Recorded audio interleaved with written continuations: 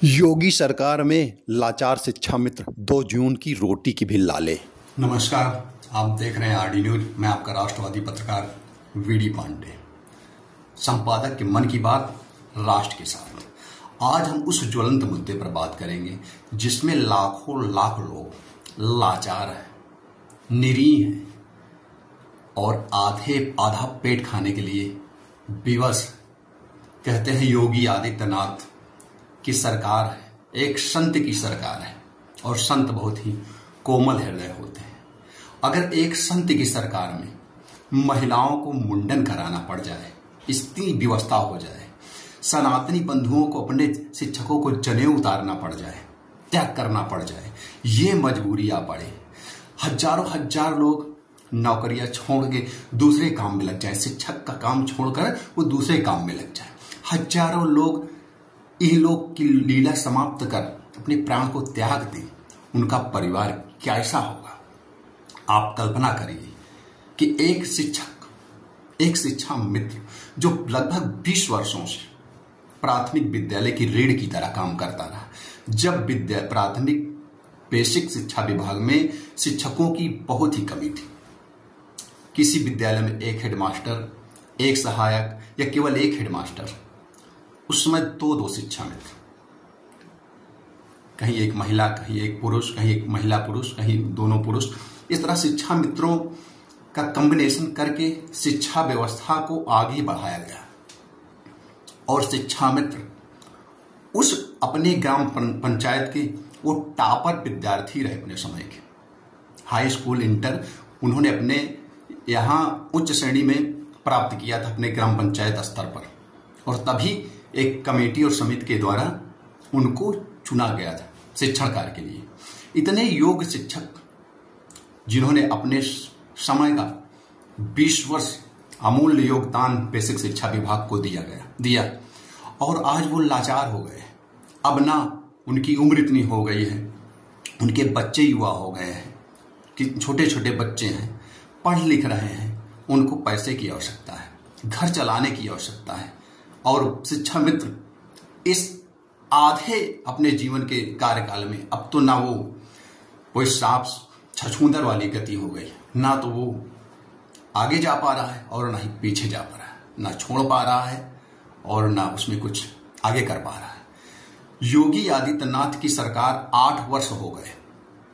जब 2017 के पूर्व यहां सपा की सरकार थी और प्रधानमंत्री नरेंद्र मोदी जी बनारस की रैली में आए थे, बड़े बड़े अखबार के पेज पर बड़े बड़े हेडिंग से वो छपा भी था, और उस समय शिक्षा मित्रों में तमाम तरह की घटनाओं को लेकर उन्होंने संज्ञान लिया था। उन्होंने कहा था हमारी सरकार आएगी, डबल इंजन की सरकार आएगी, हम आपका कल्याण करेंगे, जो भी हो सकेगा मैं आपकी हर तरह से हमारी सरकारें मदद करेंगी। लेकिन प्रधानमंत्री मोदी जी भी भूल गए, और जब योगी आदित्यनाथ की सरकार 2017 में आई, उसके बाद शिक्षा मित्रों को एक आस जगी कि अब जो है हमारा कुछ ना कुछ होगा, कुछ कल्याण होगा। क्योंकि पूर्व की सरकार, सपा सरकार भले ही बहुत बुरी रही हो, बड़ा अत्याचार माफिया राज रहा हो, लेकिन शिक्षा मित्रों के लिए, शिक्षकों के लिए उन्होंने बहुत बड़ा कार्य किया था, सराहनीय कार्य किया था शिक्षकों को लेकर।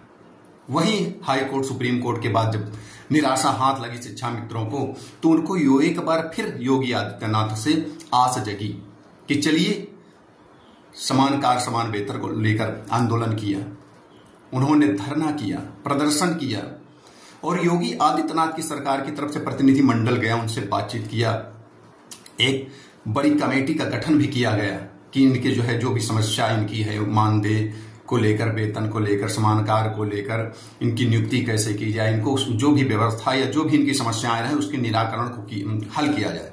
लेकिन उसके बाद भी वो पावर कमेटी ठंडे बस्ते में चली गई। लगातार शिक्षा मित्र हाहाकार करता रहा, चीखता रहा, चिल्लाता रहा, रुदन करता रहा, मरता रहा, भूखों प्यासों, लेकिन योगी आदित्यनाथ की सरकार पसीजी नहीं। कैसा हृदय है एक संत का, एक जो अपने ही लाखों लाख शिक्षा मित्र हैं, जिनके ऊपर तमाम जिम्मेदारियां हैं, एक बड़ा परिवार है। अगर उस परिवार की गणना की जाए तो लगभग 10 लाख के ऊपर लोग शिक्षा मित्रों से जुड़े हुए हैं। उनका परिवार है, उनका भविष्य है, उनके बच्चे हैं, क्या वो इस देश के, इस प्रदेश के लोग नहीं हैं? उनके कल्याण की जिम्मेदारी किसकी है? महज 10,000 रुपए में आज जिस तरह स्तर से योगी आदित्यनाथ जी अपने सरकार में ही देखें कि जब वो आए थे उस समय पेट्रोल का दाम क्या था, डीजल का दाम क्या था, गैस का दाम क्या था, खाने पीने की वस्तुओं का दाम क्या था, और इस 8 साल में कितनी बढ़ोतरी हुई है। गैस, डीजल, पेट्रोल, वाहन, साधन, संसाधन, खान पान, वस्त्र, शिक्षा, आभूषण, कितना परिवर्तन हुआ, कई गुना परिवर्तन हो गया है, वृद्धि हो गई, महंगाई बढ़ गई है। लेकिन शिक्षा मित्र महज उसी 10,000 में अपने परिवार का भरण पोषण करने में, अपने संसाधन को उसी में लगाने में, अपना उसी में उसको मोबाइल भी महंगे स्तर का लेना है, गाड़ी भी इस्तेमाल करना है, नौकरी भी जाना है, उसके पास कोई ऑप्शन नहीं है। योगी आदित्यनाथ एक संत हैं और कहा जाता है कि उनके समय में राम राज्य जैसी स्थिति आई है। ये हमने भी देखा है। स्वास्थ्य, शिक्षा, विद्युत, रास्ते, सनातन धर्म, हर तरह से उत्थान हुआ है। अगर एक कमी है तो वो है शिक्षा मित्र और अनुदेशक जैसे कुछ संविदा कर्मियों की समस्या है, उसको हल कर दें तो ये हम निसंदेह कह सकते हैं कि योगी आदित्यनाथ के नेतृत्व में उत्तर प्रदेश में रामराज आ गया। तो देश के यशस्वी सीएम यदि हमारी आवाज, हमारे निवेदन, हमारी प्रार्थना को सुने तो इन शिक्षा मित्र और अनुदेशकों और संविदा कर्मियों पर थोड़ी सी कृपा बरसा दें कि इनका परिवार सही ढंग से इस महंगाई में अपने परिवार इनका सही ढंग से चल सके, सुचारू रूप से अपने परिवार का ये संचालन कर सके, अपने जीवन को सही ढंग से ये जी सके। कम से कम संतोषजनक इनको मानदेय ही दे दिया जाए, 25-30 हजार रुपए कर दिया जाए। योगी आदित्यनाथ जी तक अगर मेरी आवाज पहुंचेगी तो हो सकता है वो संत हृदय हैं, उनके नेतृत्व में रामराज में उत्तर प्रदेश आगे बढ़ रहा है। भविष्य में लोग उनमें योगी नरेंद्र दामोदर दास मोदी जी का उत्तराधिकारी भी देख रहे हैं। तो हो सकता है वो एक दिन आए, वो प्रदेश से ऊपर उठकर देश का नेतृत्व करें। ये हमारी शुभकामनाएं भी हैं उनके साथ और रहती भी हैं। तो योगी आदित्यनाथ जी शिक्षा मित्र अनुदेशकों पर कृपा अवश्य बरसाएं। जय हिंद, जय भारत, वंदे मातरम।